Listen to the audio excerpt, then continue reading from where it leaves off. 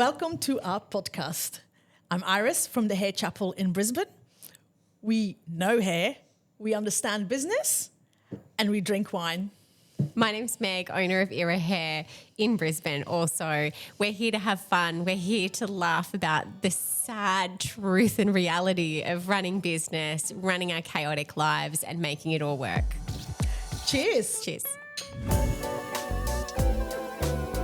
Oh my God, we've had 6 episodes and look at us, we're doing our 7th. We had an idea of doing 6 and see how we go, but we're sticking with it. Can you believe it? Not really, no, not really. Here we are. Here we are. Yes, 7th episode is out now, and it's really been a good learning curve. So thank you to everybody who's listening to us, following us, subscribing to us, because that's very important. Thank you.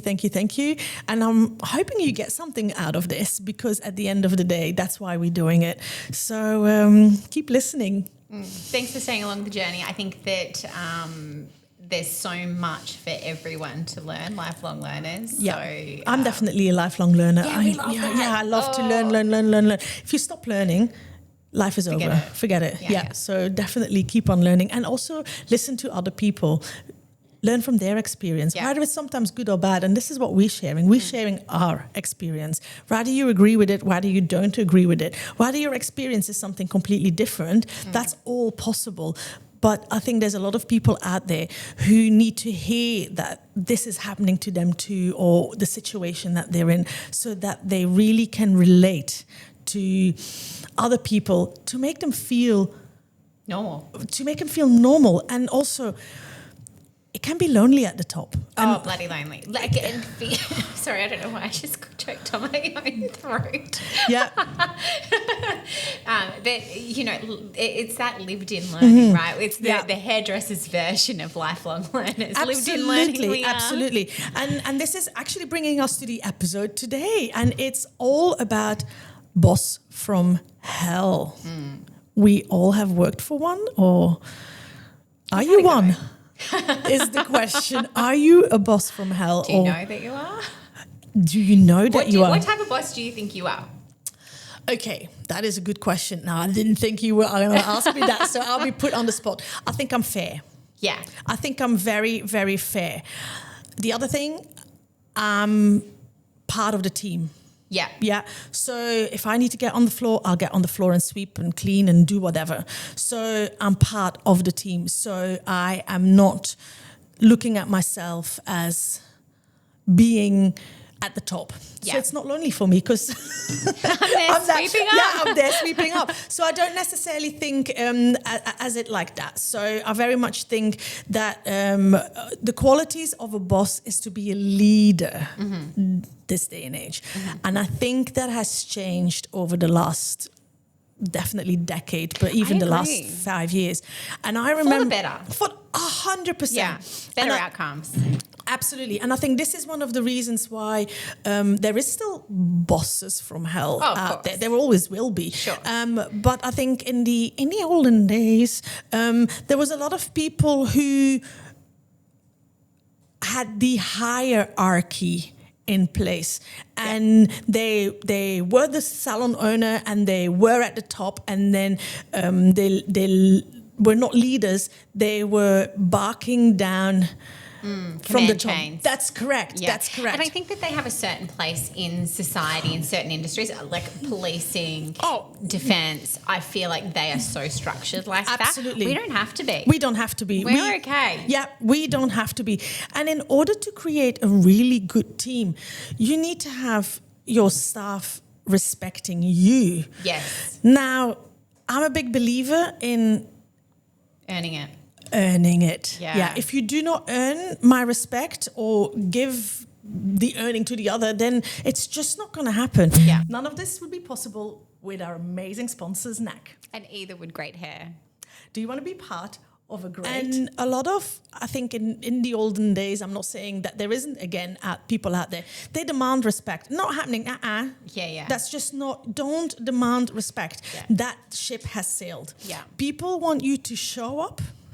They want you to perform. They want you to lead them. And then you will earn respect. Yeah. Demanding respect is it's so off-putting. Yes. It's narcissistic. It's narcissistic. It's so, ego-driven behaviour. Yeah. And it lacks the follow-through. I can tell you or demand your respect and put myself in an authoritative position. But you can still do that. Oh, and I feel like it agitates people. Like, in the wrong way, you're more likely to piss everyone off. Absolutely. Yeah. I agree with that. And again, like I'm still the boss. I'm still the boss. I'm still the boss. Everyone knows I'm the boss. Yeah. And I think that is where the respect comes from. They still treat me as their boss, but they also have fun with me. So my girls will come to me, they will ask me, because anything, even opportunities that come from outside the salon where something has been given to them and they come to me, oh my God, is that all right if I do that? I'm like, yeah, go for it. Yeah, but the fact that they ask means that they respect me. They understand. Yeah, that's correct. Yeah, and I think that is where trust and all that comes into play. Yeah. But I remember years ago, I might have already mentioned it in one of the podcasts, but years ago, I was in the salon with my mum, and my mum is going to be 90 next year, right? Yeah. So she's a mature lady. So in her day, they did things differently. Yeah. So she's always been like, oh, I'm the business owner. And I remember when she was in my salon, like I said years ago, and she said, oh, they should call you madam. And I went, what? Madam? Isn't it madam a lady of the night? Yeah, it probably is now, but in those days, God knows. But I'm like, no. I said, I need to be part of the team. She's like, oh, no. So it just shows you how things have shifted, evolved through generations. But people who are still in a salon of my age, they might not have seen the evolvement that is needed in order for them to adapt to the younger generation. Yeah.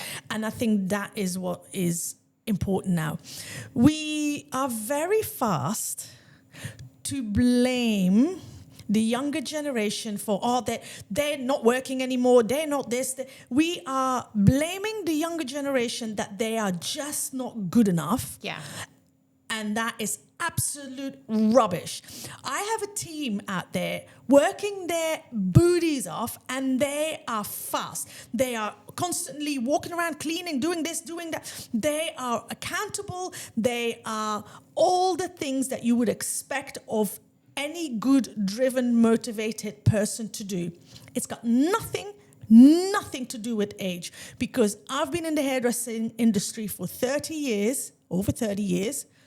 And I've seen it in all ages and all decades. Yeah. So, yeah. And so, like, obviously you have been to the journey to get through the journey to get to this sort of opinion or viewpoint of what works, what doesn't work. How do you feel like you were when you started leading a team? What do you feel like just thinking back, I think it's a personality thing as well. Okay, right? so you have always had this kind of, or did you go through a learning process? I've obviously went through a learning process. So I remember in certain environments where I was working that I was maybe too abrupt, and a couple of times I got shut up. I wasn't even the salon owner. I wasn't even the manager. I was just part of the team. Where I thought, oh, it's not going good enough for me. It's not going well enough for me. I need to say something.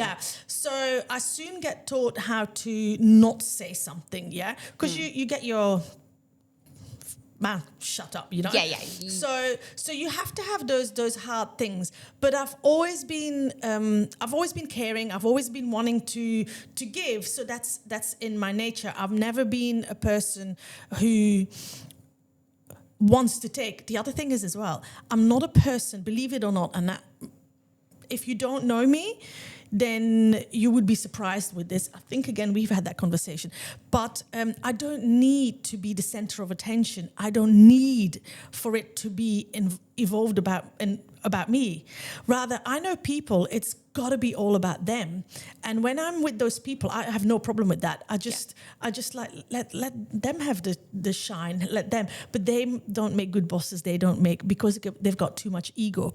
Now, we're in the hairdressing industry. Yeah. There is so much ego. And you have been to events where you go, oh my God, that is all ego. And they don't necessarily have good teams. That doesn't mean that you can't be loud. I'm loud. Yeah. Yeah, I'm loud. Hey, we're fine. Yeah, wait, exactly. So I can't walk, when I walk into a room, I automatically, you notice me. Yeah. There's nothing I can do about that. Absolutely zero. That's who I am. Yeah, right? you can't change people. I think that's so important. Like absolutely. and it goes behind that, supporting the sort of management system that you feel really works for you, which is you kind of got to let people let their own freak flag fly. Absolutely. Like you can't change someone, and trying to change them would be to your own detriment. That's right? correct. That's correct. But if you want to make it all about you, and if you need to be idolized, that's probably the right word. If you need to be idolized in any environment, it's going to be the same if you're going to be the salon owner. Then you're going to be needing the staff members to put you on a pedestal and look at you as a god, so to speak. But then again, that we're coming back to that narcissistic self-indulgement or whatever personality. They don't make good leaders. And a lot of times when you have got a salon owner like that, you will see that if they have a member of staff who is doing well, so to speak, they might actually knock them back or become jealous. Oh, how wild. Yeah. Why? When they succeed, you succeed. Yeah, but not everybody else wants other people to succeed. They think they do. But then that's going to only hit their bottom pocket. Absolutely. But again, let's go into, we spoke about this before.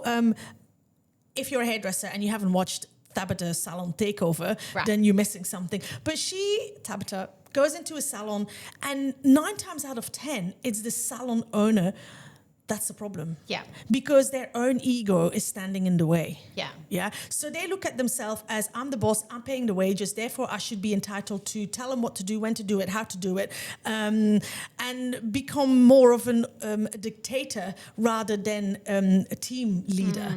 And she comes in and she puts the salon owner down a peg or two. Yeah, good. Yeah, just be human. But just be human, and we've seen that over and over again. If you go into those particular episodes, it's 9 times out of 10. That doesn't mean that there isn't any staff members that sometimes need adjusting to, but it's about taking that accountability. And if your ego stands in the way, if it's all about yourself, if you need to fulfill your ego first before looking after your team, you ain't gonna have, you got issues, and you're not gonna have a good dynamic. Well, your team are gonna leave.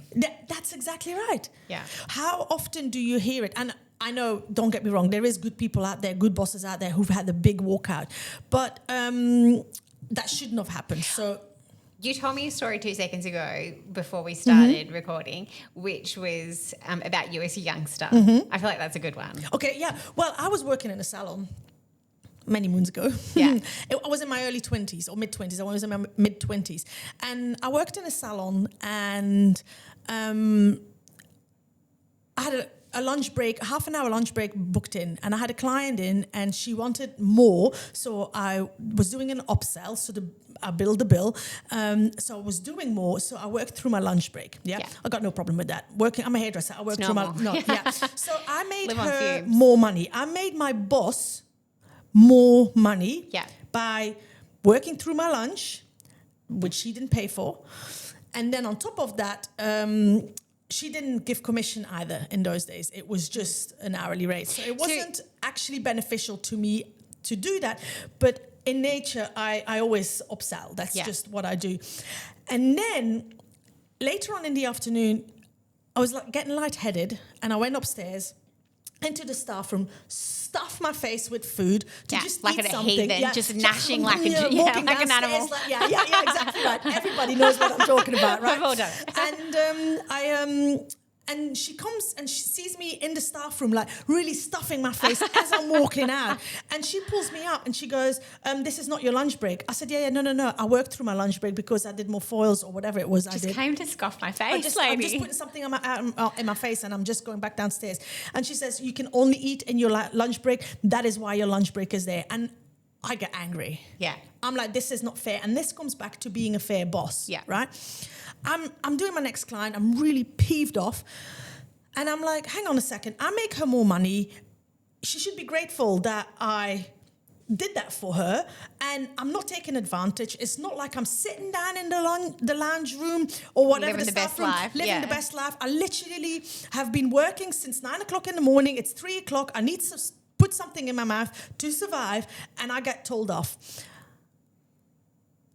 A bit later, I went to the toilet. I grabbed the newspaper whilst I was on the toilet in that salon. Commitment. I can wee and call at the same time. I wasn't weeing, but I was pretending I was. I was looking through the paper to see if there was any other salons looking for another member of staff. I called them up there and then, and I got an interview. See you later, sis. But that just shows you, don't piss good people or fair people off. Yeah. You do the wrong thing. You do the wrong thing. You lose the good people. You lose the good people. Yeah. And this is it. So that is why it was no good atmosphere. There was no team. There was no love. No love. Yeah. That's it. No love.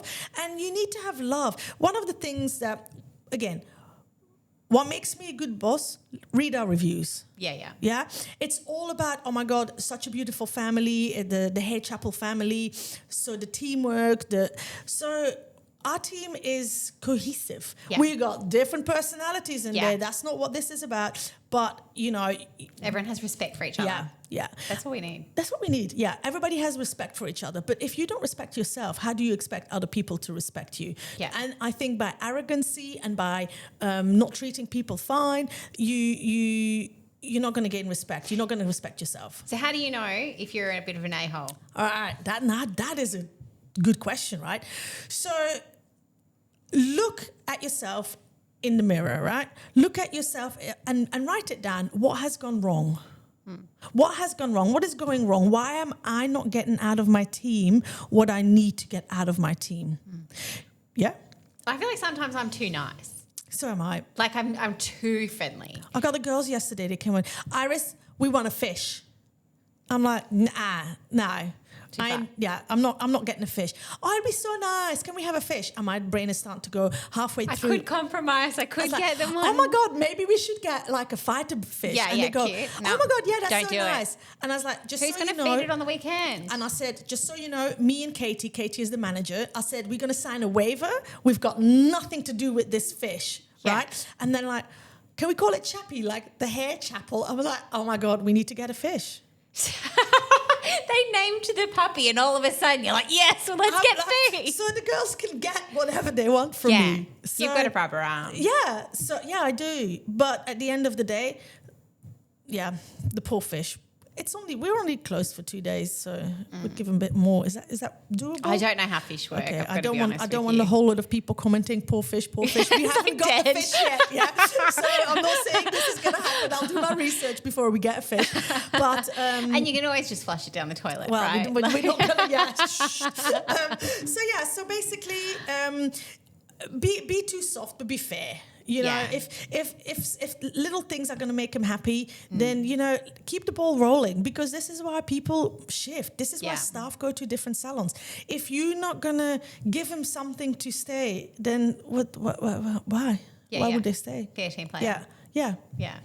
I think, I think that there has to be a balance. Mm-hmm, like, absolutely. I'm definitely not afraid of saying, hey, I expect more of you. Oh, absolutely. Yeah. That is different. There's got to be a balance. Oh, absolutely. We having our one-on-ones next week, and everyone. Oh, you've got a shopping list. Yeah. Well, no. But there is team members who need a little, attention, encouragement, but also need to be told, like, hang on a second, we need to shift what we're doing here, which is fine. because that's what they're there for. Yeah. Stay focused on your goals. Absolutely. And this is, again, we're going to go over it again. Have your principles into place, right? Yeah. So if they go off those principles, then they're not sitting with your vision. Yeah. Now, again, good boss versus bad boss, right? If you have made your vision, so to speak, and you have put your rules into place, if those rules are unbearable or impractical to follow for the staff, then you're making it too hard for them. Do you want to run your salon with confidence? Then you have to come to me. I run an 8-week program from booked out boss to fired up salon owner. Go to my website, saloncoachingbiz.com, and you can book a complimentary, no obligation consultation with myself for a business analysis. Yeah. So make it acceptable. There's a lot of salon owners out there. If somebody calls off sick, they're like, oh my God, she's sick. Oh my God, look at it.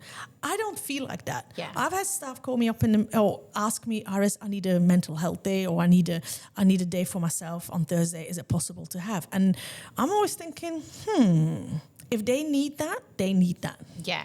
I am okay, but I'll be honest with you. I'm not the perfect salon owner. Oh God, no. Nor am I.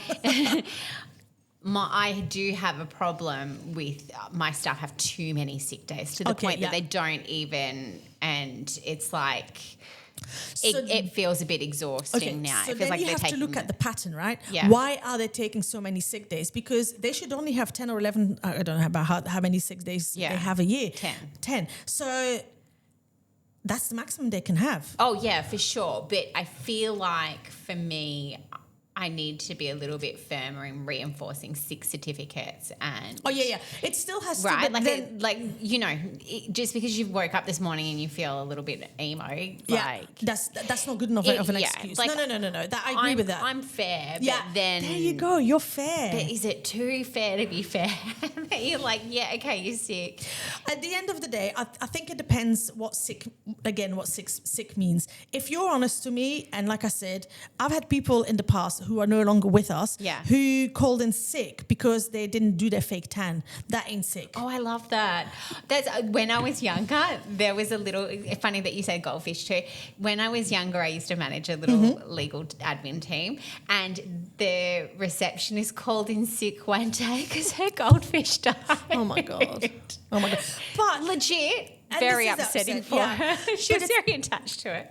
Exactly, and I think you have to look at the person here, right? I remember when my dog passed away. Dogs are different. I couldn't go to work. Don't get the goldfish thing. Oh no, everybody be off sick on it. Okay, I might have to rethink that. But put that in your policy as well. When the fish dies, no one's allowed a sick day. Exactly. So, but you still need to make sure that you follow up. We've had the opposite where people were really sick and say, but bosses don't like. Oh no! And I'm like, no. I said, you stay home. When you're sick, stay home. I don't want to get you germs. Keep your germs to yourself. And I think that, and also, no one wants to be looking at their hairdresser dying on the floor. It's not good aesthetically. It's not good, is it? Yeah. So we don't want to do that. But if you haven't had your fake tan, that comes to culture. Who are you hiring? If you've got a person who puts their fake tan before their job, then that is a You're value. not in the right place. That's correct. Yeah. You haven't got the right values in your life, and then you have underlying problems. And I think that is where you need to get to the bottom of. We are here as salon owners not to carry people. Yeah. Right? So you pay their wages to do a job. Yeah. Yeah. You have set your values. You've created your utopia in your head.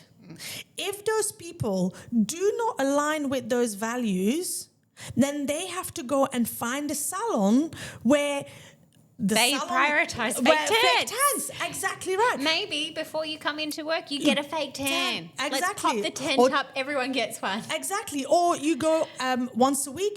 The staff all gets a fake tan. Yeah. And that would be a good environment for them. And I'm sticking with it. it is an absolute must. You do not hire people who do not line up with your values. And this is why, again, are you a boss from hell? Because if you're a boss from hell, the chances are you've either done one of two things. You've hired completely the wrong team that is not aligning with you. Yeah. So therefore you're clashing because you're doing one thing and the people that are working for you is doing something completely the opposite because your visions don't align. Or you are, again, narcissistic in trade. It's all about you. Your ego stands in the way. And no matter what people do, it's never going to be good enough because if it's not about you, it ain't going to be good enough. Yeah, you're operating in the wrong model, right? Correct. Like, so you're not operating with love, trust, correct, understanding, empathy, and, you know, and support. You're micromanaging. You are not trusting. You are not there to make sure that your people feel safe and supported. Oh my God, the micromanage boss. Oh my God, it's never going to work. Yeah. No. That doesn't mean that we have to not manage, but there's a difference between micromanage and that is something it's a problem. Yeah, but we also talked about how did you learn? I probably, again, being a perfectionist, you have to learn to not always expect 100% perfection. I'm not saying that I don't demand perfection or amazing. Yeah. That's not what I'm saying.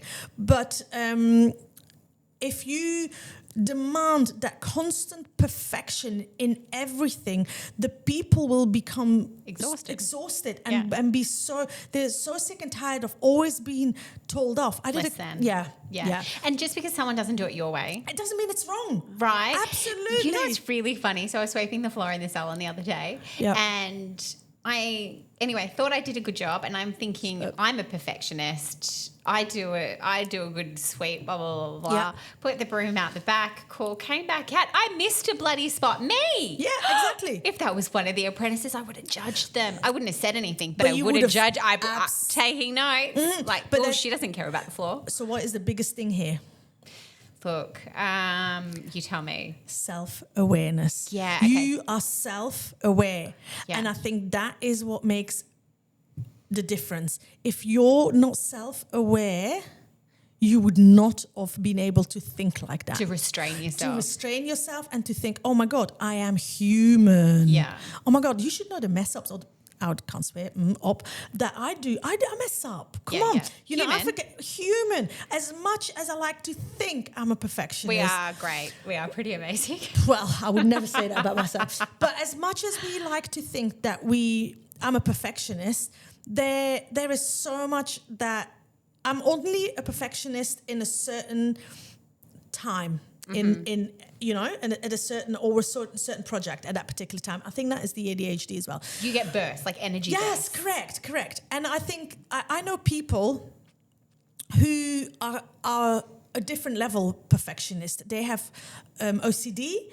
So, but that is more about that's a different thing. I'll let them come and live with my husband for a week, and I promise you won't be OCD by the end of it. Exactly.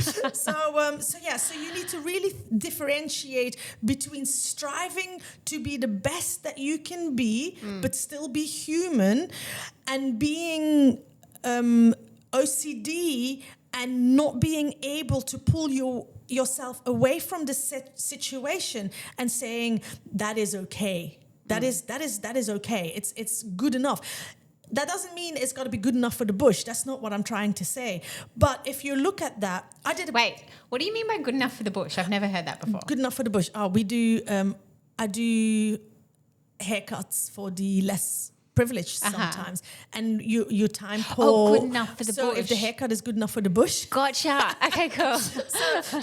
But you just need you're only showing up for the forest. Yeah. So you need to make sure that it's a level that you've set. Yeah. If that person is not hitting that level, then you need training in place and so on and so forth. So that is a management problem again.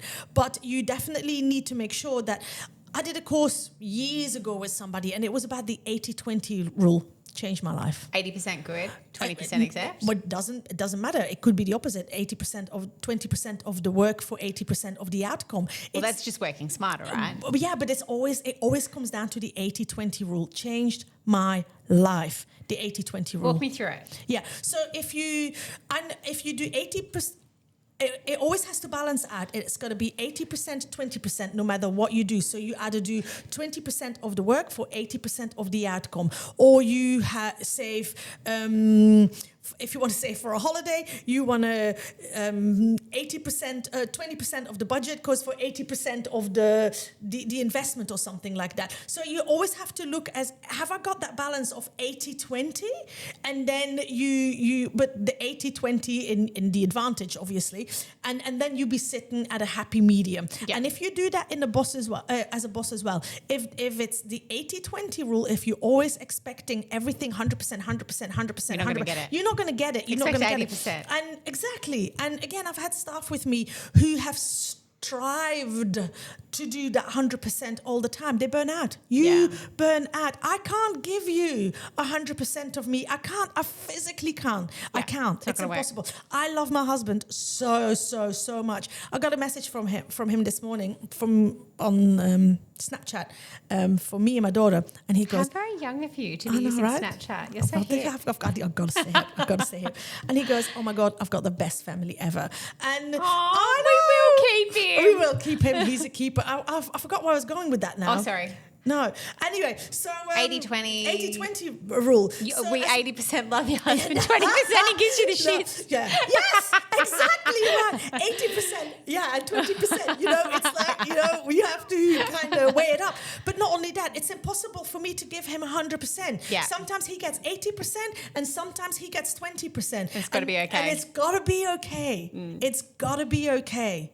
Yeah. So, and that has to work in life. It has to work in business. The 80-20 rule, but I think there's a book out there as well, the 80-20 rule. I'll put that up as well in the post about the book. But yeah, the 80-20 rule, big fan. Now, the other thing that I was going to talk about is about the salon owner who is going to be never there and doesn't associate with their team. How are you going to put your managers into place to run your salon? Because you are in that situation where you're not always there. I'm not, yeah. Yeah, and so you need to then hire really good as well, because your team depends on you, but also your manager. Yeah. So how do you work that? I'm on the ground some Tuesdays, depending on... Same here. So yeah, Tuesdays, yeah. Fridays, except for when I'm here. Same here. Oh my God. And then, I'll always be there on Saturdays if they need a hand. In having said that, soccer season doesn't really work for me. So have you got a salon manager who really does the team gel with, or? Yeah, I have a salon manager. She is who I affectionately call from Darwin. She's the straightforward talker. She is just sometimes she can be a bit of a bull at a gate. Yeah. But she knows the stuff. She knows what she's talking about, and she backs herself. Yeah. Because you and her have to sing from the same ham sheet. We're the same. Like, we sing from the same ham sheet. Our manager, we're so alike. Yeah. And I think if you're gonna do something like that, you're gonna have to make sure that you and your manager align. Because at the end of the day, if you have your vision, your manager needs to make sure that you both sing from the same ham sheet. Yeah, we're not alike. Mm-hmm. Yeah, but you need to sing from the same ham sheet. But we have the same sort of thoughts, right? That's correct, yeah. Like honesty, integrity, trust. Mm-hmm. Yes. We have to be there. Exactly. And it comes back to And she's a great communicator too. Yeah, love it. That. Hire your strengths. Yeah. Do you know what I mean? Yeah. I feel like she compliments me in that area. Love because that. sometimes I get like a bit exhausted. And so she can talk all day. Yeah, underwater. Love that. I appreciate that. So I hope you've kind of felt like you are a good boss. Yeah. Not a bad boss. Not boss too nice. Yeah. And get the balance right. I know. And if you've listened to this podcast and you think, oh my God, I feel like I might have to look at myself. There's nothing wrong with that. No. There's nothing wrong with that. Own it. If you think maybe I need to look at myself, I do that a lot. I look at myself a lot because I work in a salon. It has mirrors. yeah, exactly. I look at myself all the time. Sorry. But reflect. I think I reflect a lot. Yeah. And I think once you know how to reflect, step back, think about it. 80-20 rule. You're going to be a great boss. Yeah. There you go. Well, Cheers. thank you for listening. Follow us, subscribe to us, and share. Please share. Please share. Listen. Listen, yeah, and then tell the world about the two of us. Yeah. All right. Thank you for listening. Thank you. Bye.